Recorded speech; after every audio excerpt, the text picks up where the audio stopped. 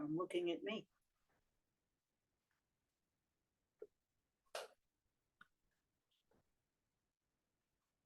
Everybody come on.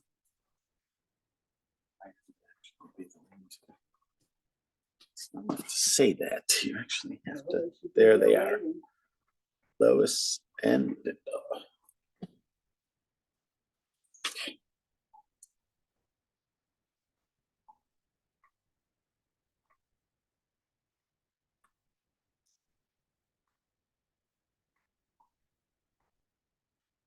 Hi.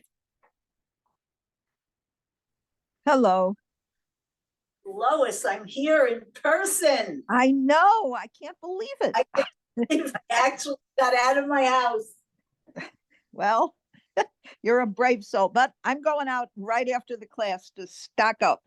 I don't Hi, blame Deborah. Are you gonna? What are you gonna get? Like 6 months worth of stuff, just in Yeah. case. Yeah. Of course. When you stock up, what's on your list? Well, a lot of things. Okay. But things that I can make and freeze so that we can, continue. I get chickens and, lots of stuff. However, we also need Hello? cereal and milk and Hey, Linda. important things. How are you? Can you hear us, Linda? Now I can hear you. I had you on off. I was on the phone. I apologize. I'd gotten a call. Okay. All right. We are on, and it's very good to see everybody. We are in chapter 13 of Bamidbar, the Torah portion of Shlach.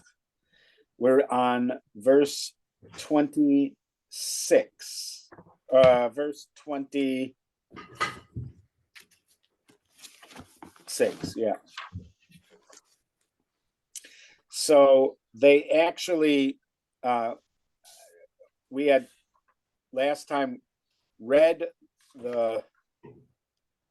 this beginning of chapter 13, the first 25 verses. And in that, we had the initial brief conversation between God and Moshe. Basically, it was one-sided. God told Moshe, send men to Latur et haaretz, to sort of seek out the land or travel the land, and come back with actually his command was that you should just make sure to send one per tribe, and these should be leaders, the people that go out there. That was God's command. Then Moshe sent them. Seems like he sent the kind of people that he was supposed to send. And he said to them, go up from the Negev to Hahar, to some place called the Har, and see the land and the people, the nation that dwell in it. Are they strong? Are they weak? Are they many? Are they few? And the land itself, is it good or bad? What about the cities? Are they walled cities? Are they, or not? And does it seem like a fertile land? And then it says that they went up, and it was when the grapes are just coming up. That usually is towards the end of the summer, when the grapes are starting to be ripe. And they went up, and it says it talks a little bit about the places that they went to, some of the people they came in contact with, including the giants. We talked a little bit about that. It talks about the city of Hebron in particular. It might be the only city that's really discussed, is the city of Hebron. And talks about them cutting off a cluster of grapes to bring back from a place called Nahal Eshkol. So I guess it does name another place. I'm just gonna, I wouldn't regularly do this, but I have to take this one call. I'm gonna come right back.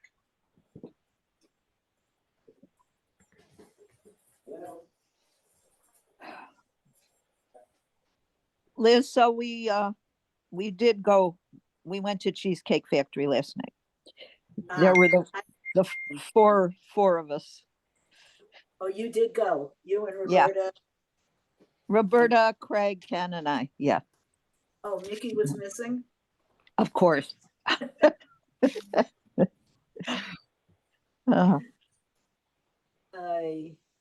Well, we went to the gym, Yeah. and too tired to even get food at Mizrahi. We came home and had frozen dinners. Oh no, I was hoping you were enjoying Mizrahi grill. Oh well. What was wrong with Mizrahi? It didn't pan out? Nothing. We were just too tired. Oh, I got a phone call. Hold on. Everybody has a phone call. Yeah. No, I went to the gym with my daughter last night. It's next door to Mizrahi. So we thought we'd stop there, but by the time we were done at the gym, it was already 8 o'clock and we were tired, and they're getting ready to close. So, Right. So we went home and had frozen food. It's okay. So she's visiting. She doesn't live here, right? No, she doesn't, but she works for a company in Hoffman Estates, and they want her here 1 week a month. So nice. I get a child with me for maybe 3 to 4 days a month. Okay, I'll take it. Yeah, it's nice. Where are all your kids, Linda? I have one in Milwaukee, but he works for a Chicago law firm. And called Mayer Brown. I don't know if you've heard of it. I don't know law firms, so but he works remote. It's the weirdest thing. He was hired remote during COVID, and his boss is actually in Washington, D.C., but he was hired by the Chicago office. Because he's in Supreme Court and appellate work, which happens in D.C. And then I have 2 kids, both working at Rush. Oh, One's for now, because my daughter's doing a doctorate in nursing, which Rush will pay for while she works full time.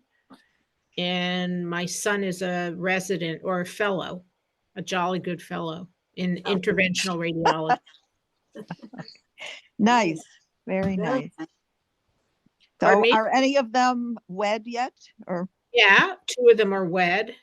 Ah, They all wed during COVID. So like one got married in my backyard and there were 9 of us there. Because my middle son married a woman who's an only child. uh-huh. My daughter Leora married them. Well, mazel tov, a late mazel tov. Yeah, Yeah, mazel it's been a tov. while. Huh? Yeah. They're all, and then I have a single daughter who's 29. So if you know of any nice Jewish boys, let me know. Hmm. Okay. By the way, I called Moshe. Did I tell you this? You know, about the Chabad thing in New York? Yes, Yeah. yeah. Linda, you know about the, No, it's I don't actually, know. it's actually, oh, okay. Uh, I don't know. It's a big deal about the Chabad house and some crazies that were trying to make the synagogue there bigger, and they were digging they weren't supposed to be there, and the building was starting to fall apart, and the police were called, and there was a riot. It was, you'll read it and look I'm it going up. to look it up afterwards. Oi, Yeah, just say Chabad, New York. Type in actually it's 70. 770. Yeah. Yeah, Yeah. Anyway, it's actually quite simple. Okay.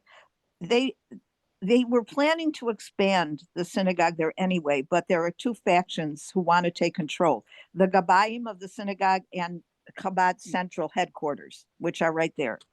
So they were waiting, they're on hold. And then these crazies, they're all Israelis, by the way, and they're about 20 years old. They're Mashiacists and they're from Svat and everything. They decided to take it upon themselves to build it anyway. So they started digging. Without getting permits. Right. no Yeah. Oi. permit. And let me Yeah. tell you, you do that in New York and you're dead meat. Well, you could Well, be dead because you hit a gas line. Yeah, oh that's yeah. They could have. Hi, Right. Estelle. She's connecting. There she is. Hi, Estelle. Hi, everybody. Estelle. Okay. Okay, so back to our review of chapter 13 here. I don't know. I liked what Lois was talking about. No, I'm just kidding. It's all biblical. It's all biblical. It's all biblical. All right. So yeah. So and then we were just talking about some of the key terms. We talked about the word lecha, which was at the beginning of the chapter, which the commentaries suggest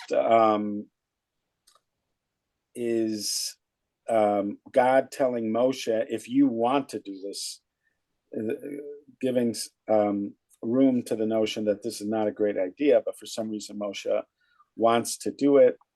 We talked about the name Yehoshua, that adding the Yud, it might,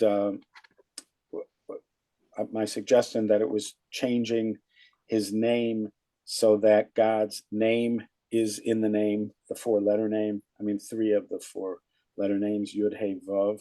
So it would be like Yehuda, which has God's name in it, the 4-letter name, or at least an indication of God's name in it.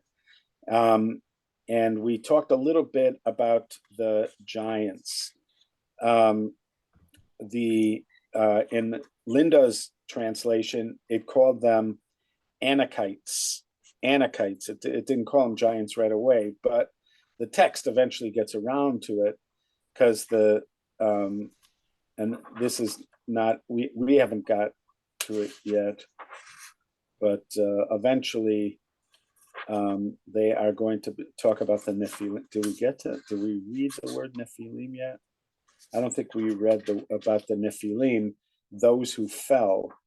So there's, maybe we'll go back to that. But there's this very cryptic story in the beginning of Bereshit that seems to be connected to these people who they see here.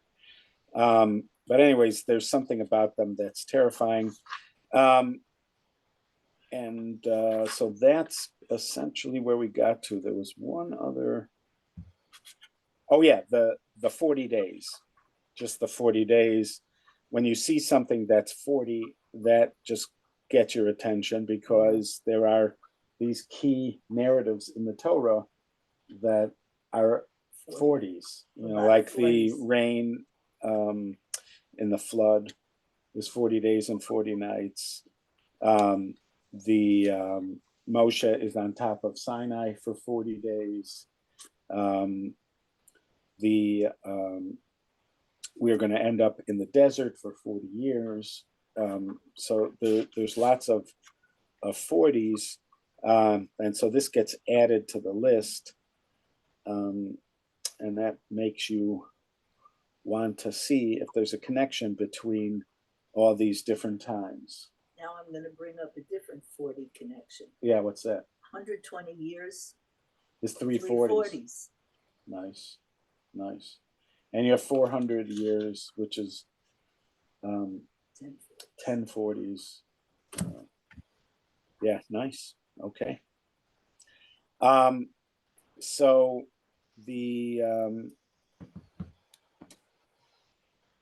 there is Ramosha Shapiro mentioned this. I'm assuming it's from the Maharal of Prague, that the number 40, because it's 40 weeks is the gestation period for a human being, 40 weeks. So 40 is like a number that has to do sort of like with gestation, formation, that something's about to be born or something's about significant is to come from it. So you see things like the new world, like it's the gestation. You could see that, like with Noah, with the story of Noah. It's not just 40 days and 40 nights, because it ends up being basically a year by the time they get back on land, but it rains for 40 days, 40 nights.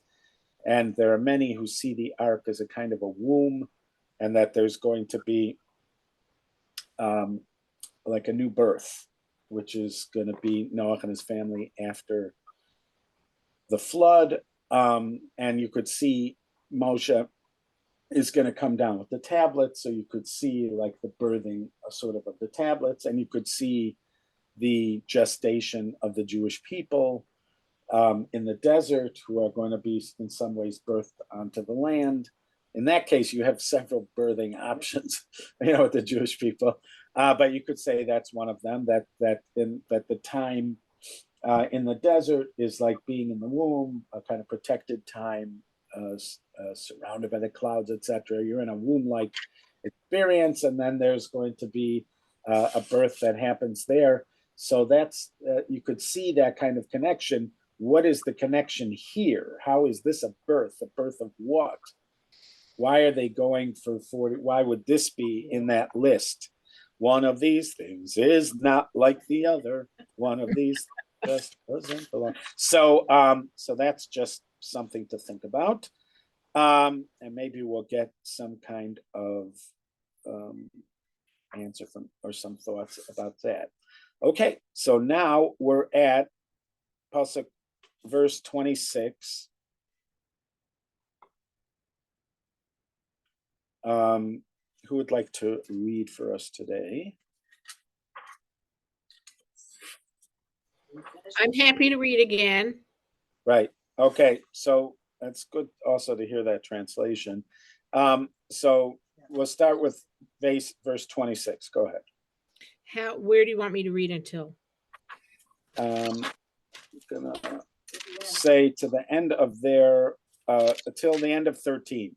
Okay. They went straight to Moses and Aaron and the whole Israelite community at Kadesh in the wilderness of Paran, and they made the report to them and to the whole community as they showed them the fruit of the land. This is what they told him. We came to the land you sent us to. It does indeed flow with milk and honey, and this is its fruit. However, the people who inhabit the country are powerful, and the cities are fortified and very large. Moreover, we saw the Anakites there. Amalekites dwell in the Negev region. Hittites, Jebusites, Amorites inhabit the hill country, and Canaanites dwell by the sea and along the Jordan.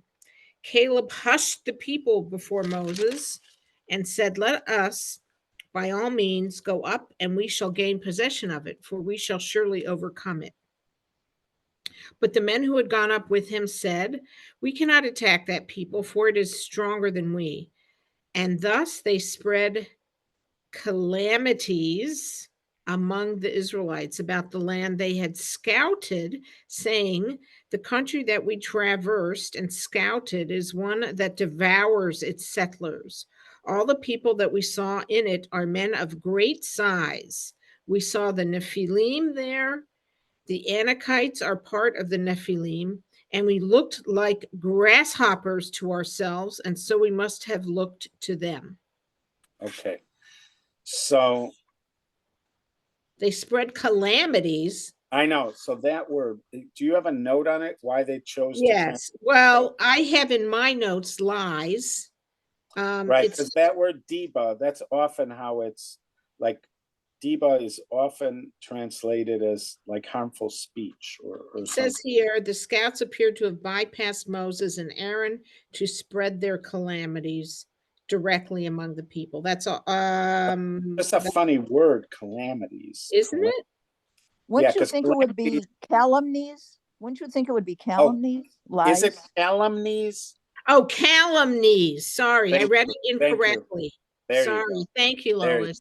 Yeah, that made more sense, I think. Yeah, thank you. Okay, so all right, good. So they seem to have there were two primary things that they were told to check out. Again, if we go back to Moshe's speech before they go, so he says to these scouts, we'll call them scouts. He says starting in verse 18, he says, you will see the land, what is it?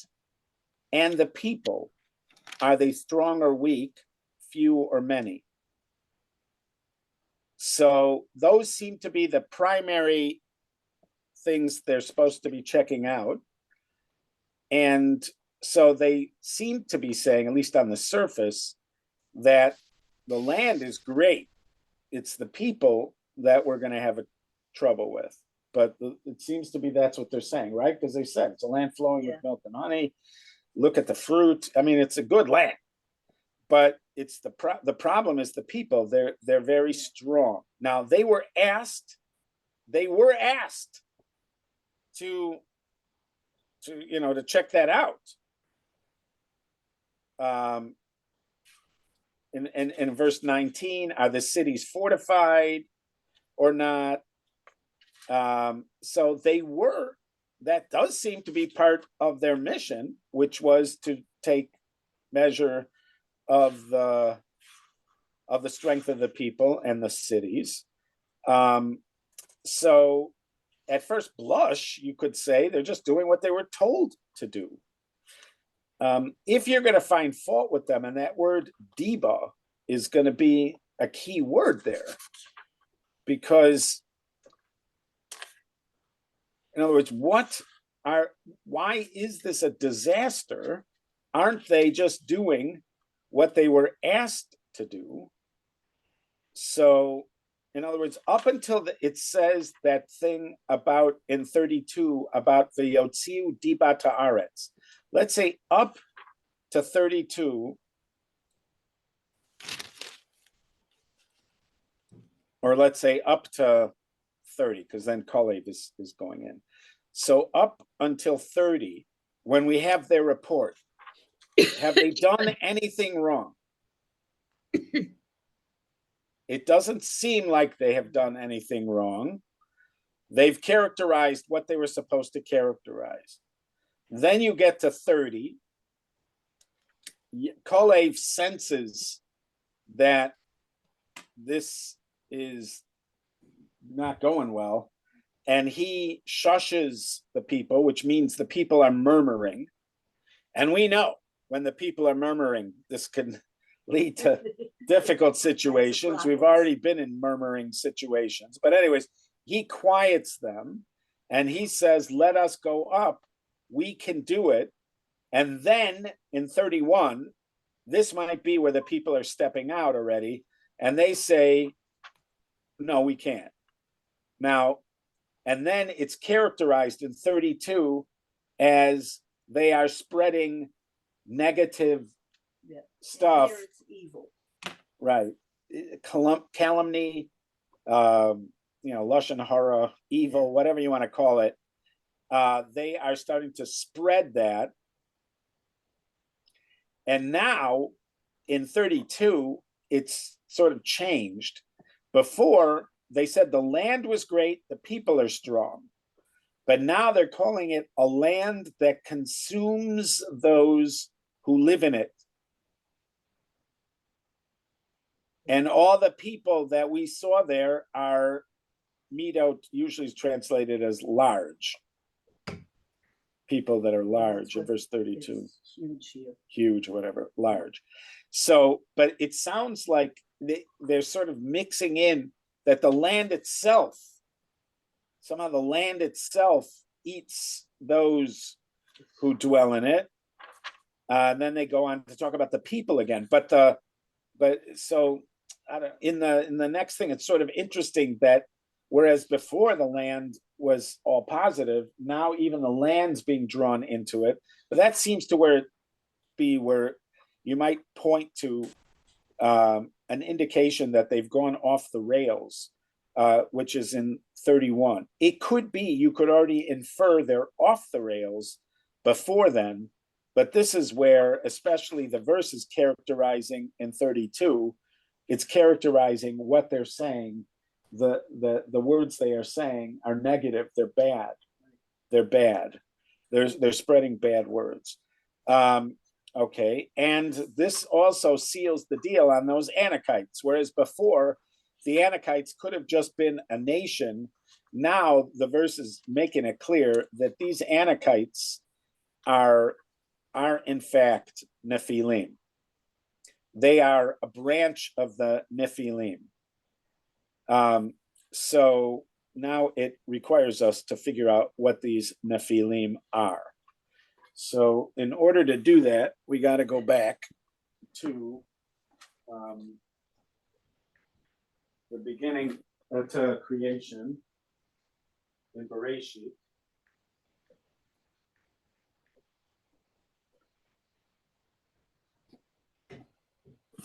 Part of the problem with this story is that there are other cultures that have this story. But I mean, and the problem with other cultures having this story is, it gets mixed in with all sorts of theology, from other cultures. I was just watching a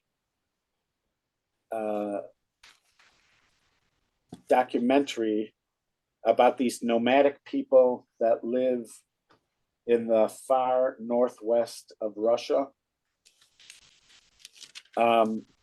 And so these, I don't know how far back these people go, but they are a nomadic people that have lived, for the most part, they have lived remotely connected to what's going on in the rest of the world. When the Soviet Union, became a thing, they went out to these remote places and wanted to educate these people. So they are not disconnected. They're not completely disconnected. For the period of, so like from the 1940s to like through the 1980s, these people were being schooled and being connected. But then when the Soviet Union collapsed, they went back out, to their old stuff. And they're like with the Native Americans, they've kept a lot of their, they've tried to keep a lot of their teachings. And there are people who are in charge, similar to the Native Americans, they're sort of in charge of maintaining the oral tradition that goes back however many years. They have a flood story. The reason I wasn't watching it about the flood story, I was just interested in their lives, these nomadic people, what it's like for them to live in this. these difficult areas, etc. And it just happened that the guy told a flood story, and then he pointed to a mountain, and he said that's where their ancestors survived the flood, and then they came off. But so they have a whole flood story.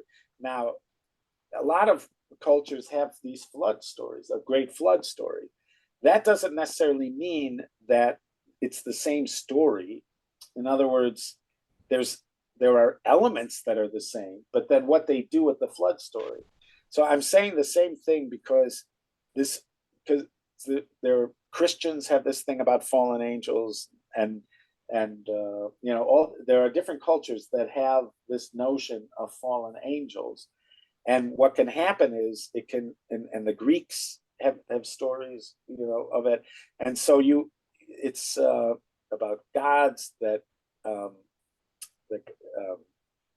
have human wives. Hercules, I think, is born of a marriage between a god and a person. Yeah, and Percy Jackson. Yeah, so the thing is, what does this story mean when it comes to us? And there's not a lot of guidance on what to do with this story, but the story appears at the end of Bereshit, right before the Torah portion of Noah. 6.4. Okay. So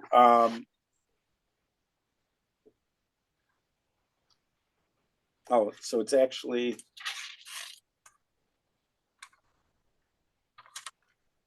Well, that's where Nephilim is. yeah. Thank you. Second.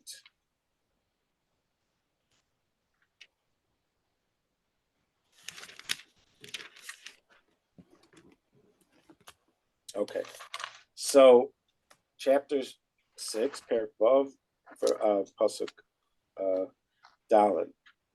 So it says here, Hanephilim hayu ba'aretz biyamim ahem.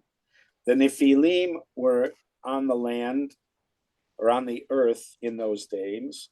V'gam achrei came, and even afterwards, asher yavo bnei ha'elohim el benos ha'adam. They are, it seems like what it's saying is, they are the result of the sons of God and the daughters of man. V'yoldu lahem, and they had children. Hema hagiborim, these are the giborim, asher of the mighty ones, asher me olam anshe Hashem, who are, it's a hard word to translate. They have been forever anshe Hashem, men of names. All right. So the way this is often translated is the fallen ones who were in those days and afterwards. So the key words that this whole thing turns on are, what does it mean to say Bnei Ha'Elohim? What does it mean Benot Ha'Adam, the daughters of Adam?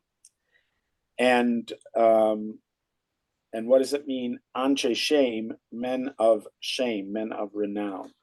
So here in his translation here, Aryeh Kaplan, for Bnei Ha'Elohim, according to some, these are fallen angels, Josephus, see next note. Others translate this as sons of the rulers or judges. That's the Targum and Rashi. Still others say that the sons of God are descendants of Seth, while the sons of man are the descendants of Cain. That's Ibn Ezra. So again, there are some, but the one again, in the next one, it uses the word Nephilim. It translates it as titans. In Hebrew, literally fallen ones. They were called this because they were the sons of fallen angels. Again, this is Targum Yonatan, which is usually considered something like midrashic language. But so you have three options. You have one option that this is talking to do with fallen angels. The second option is that this is talking about people called the sons of rulers or judges. It does not explain who these might be, but it means human. In other words, these are human. And the word Elohim here doesn't mean God. The word Elohim here means either rulers or judges. And then the third option, which is the Ibn Ezra's option, is that B'nai Elohim are the sons of Seth, and Benota Adam are the daughters of Cain. So that there is a distinction that is made between these different lines already, but they intermarry. They intermarry. Eventually, the sons of Seth, as the lineage is carried forward in Bereshit, the lineage of it's going to be the lineage of Seth, son after son after son, which survives. The lineage of Cain is not going to survive son after son after son. So according to the Ibn Ezra, the purpose of this line is to tell you that even though it's true that Cain's male lineage is not surviving, there are those of Cain's descendants who will survive, and that is going to happen through daughters. In other words, so if you chart the lineage of from Adam, let's say, to Moshe. So you're going to, once you get to Noah, which is 10 generations, then you're going to go to Seth, Shase, and then to his son, to his son, to his son. You're not going to go to, what am I doing? I'm doing it backwards. Forget that. Forget what I just said. You're from Adam. Already from Adam, forget about to Noah. I'm thinking of Shane. From Adam, the next generation is Seth, and then it goes to Seth's son and his grandson, etc. It doesn't go to Cain. There is no Cain in that lineage. So you could say Cain is cut off, but this would be suggesting, in a kind of sort of hidden way, but it would be suggesting that no, Cain still continues, but through daughters, not through the sons. So the thing is, let's first of all, the Rashi's explanation, the sons of the rulers. The problem with it is, it's not. I mean, it's a problem for us. Is what does it mean, and why is it significant? Who are these people? What does it mean, the rulers? What does that mean? So that would require more explanation. The Ibn Ezra's one, you have an explanation for why we're being told this. The Rashi one is just harder to understand why we're being told this and what we're supposed to do about it. And then you have the first one. If you're reading just the surface meaning of the pshat, the what seems to be the meaning as the verses present themselves to us, you're going to go with the first one. The reason you're going to go with the first one is our section, which connects to this, because our section makes it sound like there's something fearsome about these people. What is fearsome about them? Their size. They're giants. They're a combination of angels and man. They're fearsome. They're just extremely fearsome. That fits the first explanation, that this is somehow fallen angels combined with people to create like some kind of super race. So that makes them extremely fearsome. So that's what you're going to go with. The problem with that is, what does it mean? How can you have a combination of angels and man? So, for instance, Maimonides, the Rambam, makes it clear that angels are not of this world. They are not made of physical matter. They're not material. So they are not. There is no matter. They're the they are not of substance of anything that we are or our senses could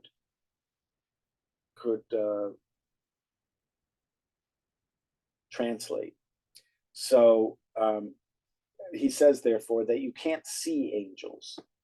You can't see angels because we see things that are subject to the sense of sight. They have to be material in order to see it. They have to, and if they're not material, we can't see it. So he makes it clear that angels occupy another sphere. They occupy another world, as it were. And the only time you can see angels is in your dreams as images, but they aren't something that you could see, feel, hear in your everyday waking life. They're not subject to this. So certainly there can't be a coupling between something that's physical and something that's not physical. Right? That's what you would say, according to the Rambam. Right. Now, there are many who disagree with the Rambam, and certainly like the Ramban, Nachmanides, and others, but they don't explain exactly how it works then with angels. It does seem like the Ramban disagrees with the Rambam, and because he argues with the Rambam in his commentary on the Torah, and he says there's all manner of places in the Torah where it says the people saw angels, and these are not prophets. The people of Stone saw angels. The Shimshon's parents saw an angel. So it seems like Avram sees the angels. These are Avram sees three people. It would be up to the angel to make itself visible to a human if it wanted to. Right, but the Rambam says it can't do what it can't do. It can't make itself visible.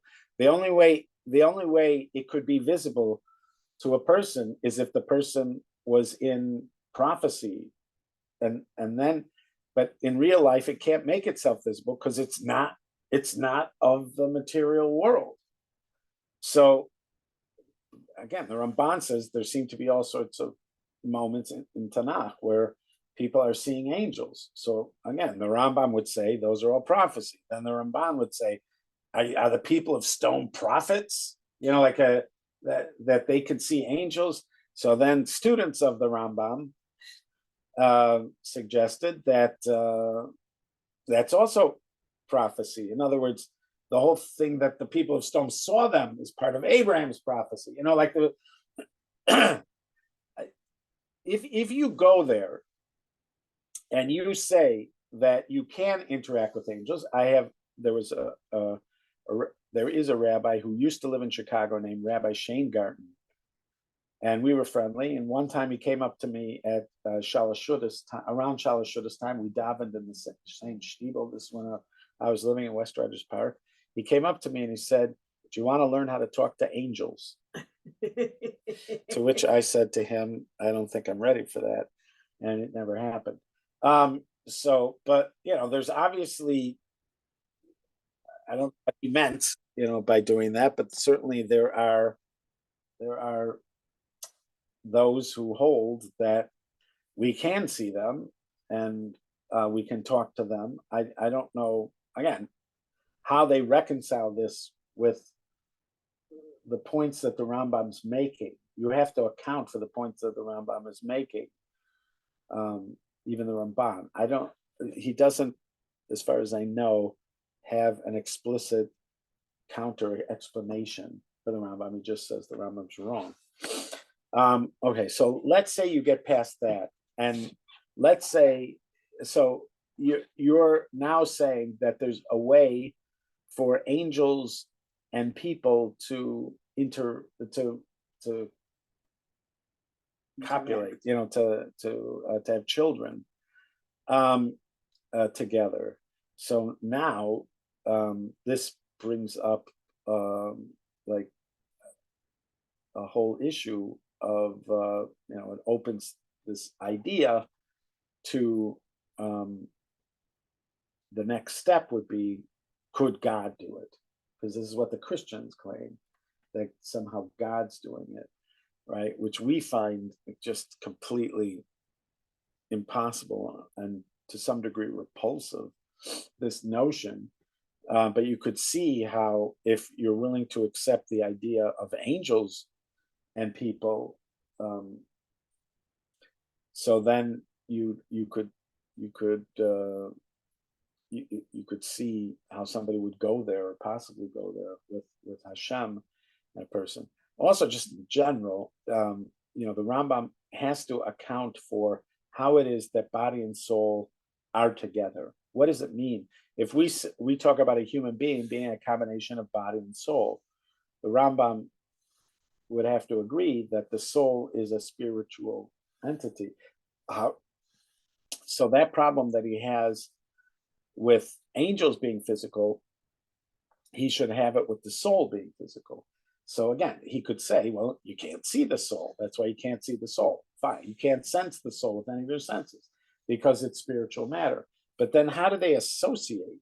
Because we experience them as together. How are they together? How are they contained? How is something like the metaphor that's often used for the soul is breath. In fact, the word neshama and neshima, the word for breath, and is the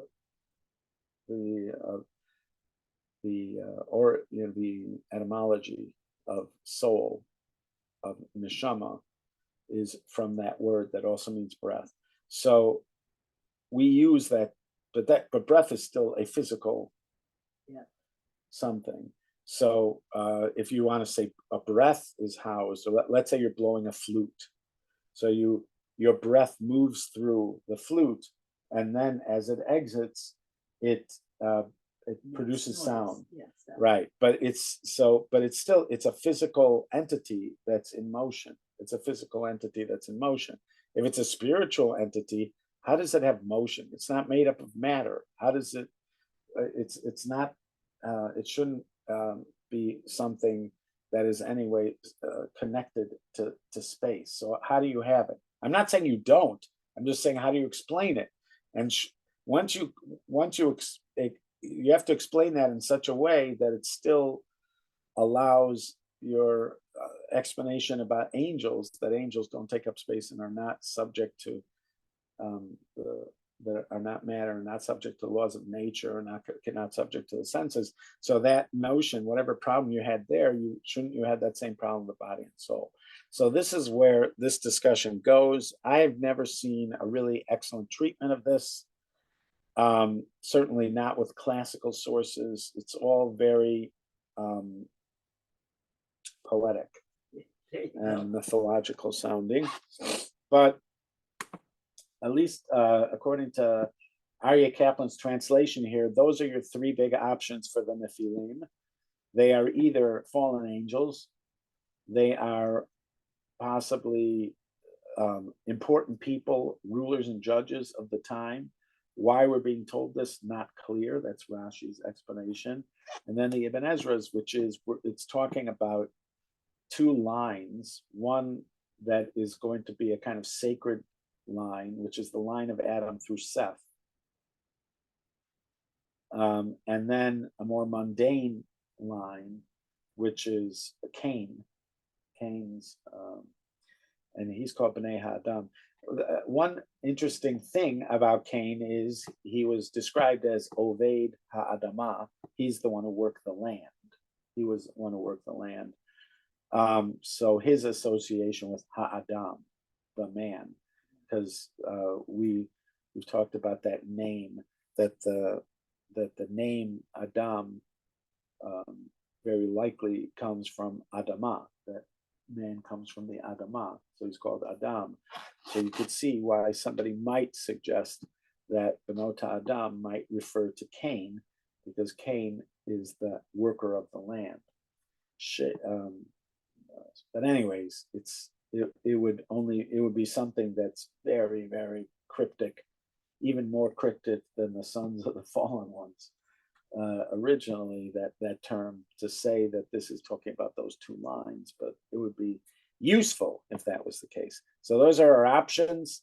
I'm suggesting that our story leads you to option A, that there's something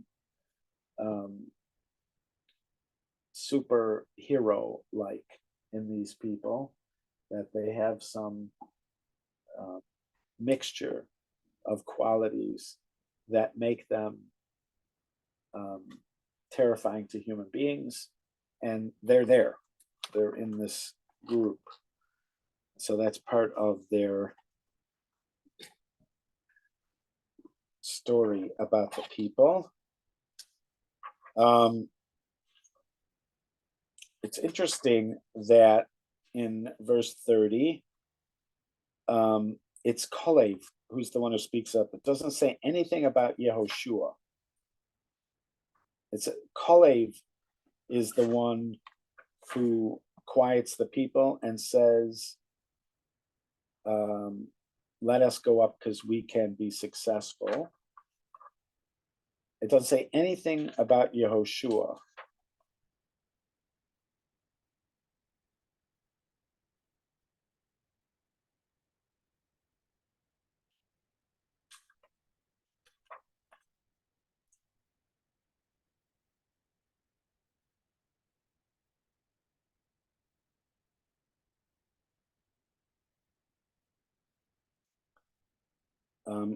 Eventually, in chapter 14, in verse 6, it's going to say that Yehoshua was with Kalev, and together they said, the land is very good.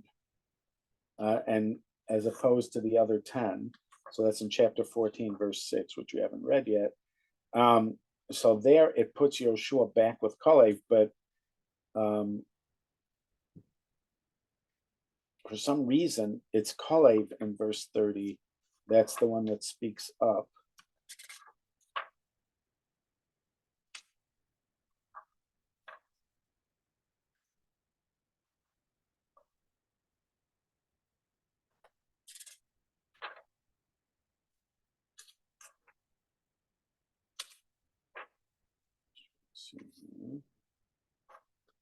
So, and then if you go to chapter 14, verse 24, which again, we haven't read yet, over there it says, and my servant Kalev, because he had a different spirit, and I am going to bring him to the land, and his children shall inherit it. Doesn't say anything about Yehoshua.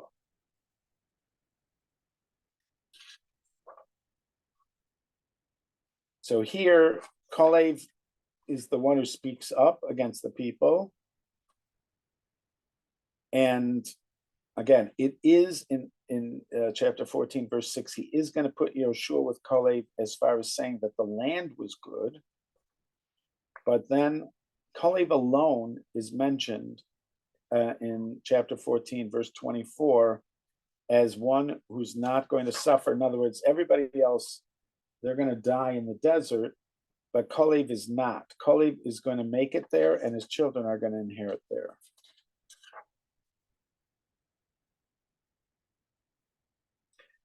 In verse 30, he adds Yehoshua to that list.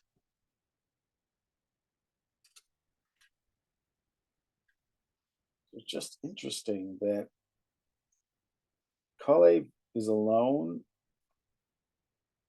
in these, and then Yehoshua does come in, but like in 24, in 14, 20, he singles out Kalev. He doesn't put Yehoshua with him.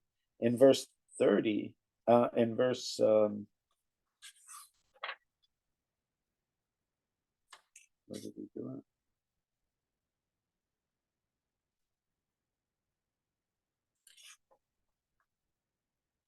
yeah, in verse 30, he puts Yoshua in there with them. So that's just sort of interesting.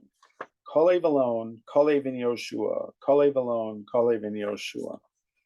And they're not exactly, Like Yeah. one was off doing something else for a while. And maybe, then came back. maybe, yeah. I mean, not every moment requires everybody who's righteous to be involved. And Kolev happened to be there when they were doing it. So he's the one to speak up. When they're together, they speak up together. But so you could say that, but it's just interesting then when God in the text is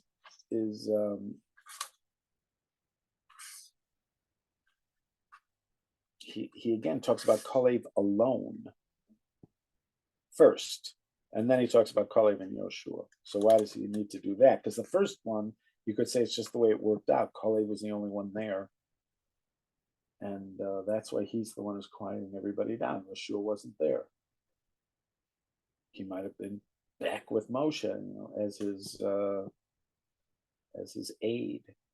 But then when God is going to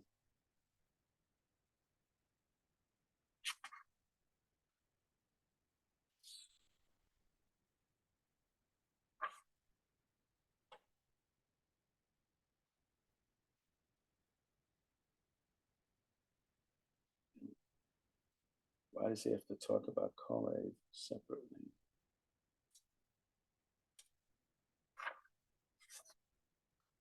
Kolev, my servant. It's all separate to him. Okay, so that's something to think about, and Kolev in general.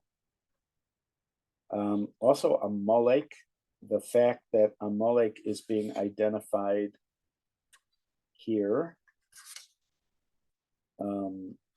is sort of interesting. We've had Amalek already, and the mitzvah to wipe out Amalek has already been stated in the Exodus in Beshalach. Now they're being told that there's Amalek there in the south.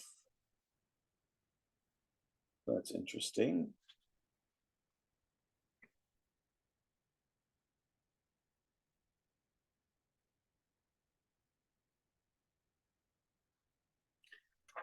That phrase that it's a land that eats its people. I mean, usually that means that there's something about the land, the nature of the land, that makes it hard for people to survive. Now, they just got through saying that the land was very robust, that it was, and that, and fertile. Like, for instance, there are people that said that about the United States. When Jews first came in waves to the United States, so there were different waves. The largest immigration from Eastern Europe was like the late 1800s into the early 1900s, like a period of about 30 years. That's when almost that huge chunk of Eastern European Jews came. Right. Before then, there were some German Jews who came, there were some Sephardic Jews who came, but they weren't in massive numbers. Then the Eastern European Jews came. When the Eastern European Jews came, shortly after they arrived, there were waves of what we would call assimilation. And so in Europe, people started to get the message that if you go to America, you're going to lose your religion, to the point where there were people who did not come to America, who could have come to America.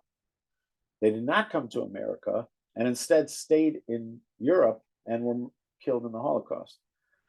And so this is how far that went. So there was a phrase that you would see in the characterization of what was happening to Jews who were moving to America, they use this phrase, Eretz Ocheles Yoshveha. It's a land that consumes those who dwell in it. If you move there, it's going to consume you. In this case, consume your spirit, as it were. That's typically how it's used. What did they mean here when they used it? Because they said the people there are giants. It sounds like the people are themselves healthy and robust. And it's got all this incredible fruit and fruitfulness. So it seems like the opposite. I would call it a land that nourishes its inhabitants, because look at the people. Look at what they're giants, these people. And so the land itself, imagine if we were living on the land, we would become giants. We would become healthy just like they are. If you're talking about the nature of the land, it should be the opposite. So that'll be something else to explore. Okay. Thank you for allowing me to take that phone call earlier. Thank you Don't for like to do that. Thank you. Okay. Thank you, Thank Rabbi. you. We're meeting next Is week. there any Yeah, do you- explanation of that? As if the people were so scared and confused at this time that they said one thing and then they said a contradictory thing the next, and It could be. It could be. It could be. That's possible. We have So will to. you be meeting in person? I think I'm coming next week. Okay, Yeah. great. Yeah. Bye, Okay. everyone. All right. bye-bye, good Shabbos. All right. Bye. Shalom, everybody. Shabbos. Be well. Bye-bye. I'll talk